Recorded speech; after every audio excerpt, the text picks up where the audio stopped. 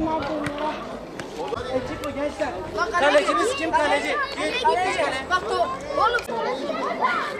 Çıkmışsın kaleci. Şunun kaleyi bak böyle yiyeceksin. Bak böyle yap yapabilirsin.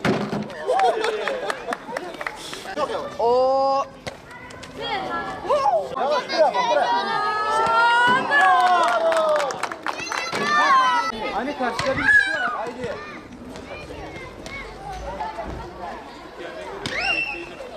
Yandı. Hadi. Yalan buraya. Sen de gel. Aferin. Topu tut ve takma.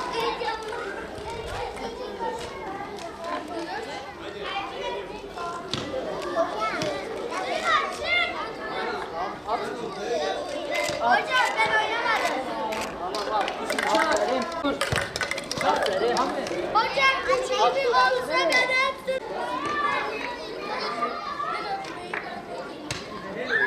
Genel merkezimizin tensipleriyle bizler Elazığ, Malatya, Bingöl, Muş ve Bitlis Gençlik Kolları Teşkilatları olarak bugün Malatya'dayız. Amacımız depremden etkilenen depremzede çocuklara yönelik psikososyal destek faaliyetleri yapmak. Bununla alakalı olarak 5 ilin gençlik kolları kendi illerimizde çeşitli oyuncaklar, etkinlikler toparladık. Bugün de Malatya'ya geldik.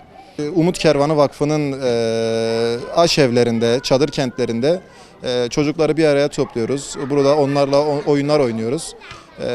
Onların bu hüzünlü vakitlerinde onlara bir nebze de olsa destek olmaya çalışıyoruz. Çeşitli oyunlar getirdik. Bunlar işte minyatür kale getirdik.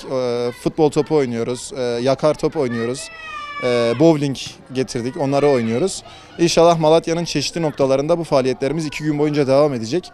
Bugün Umut Kervanı Koordinasyon Merkezi'ndeyiz. Başka bir ekibimiz de başka bir okulda şu anda Çadırkent'te faaliyetlerimizi yapıyor. Yarın inşallah Malatya'nın ilçelerine gideceğiz. Yine ilde bulunan bazı çadır kentlere gidip bu faaliyetlerimizi sürdüreceğiz. Bununla beraber oyunlardan sonra çocuklara getirmiş olduğumuz çeşitli hediyelerimizi dağıtacağız. Bazı ikramlarımız olacak. Bu şekilde bir faaliyet yapıyoruz. Rabbim inşallah bir daha bize bu acı günleri yaşatmasın.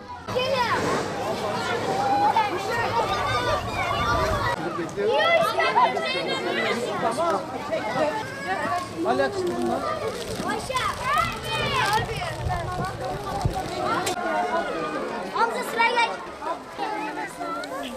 Gel biz de seninle.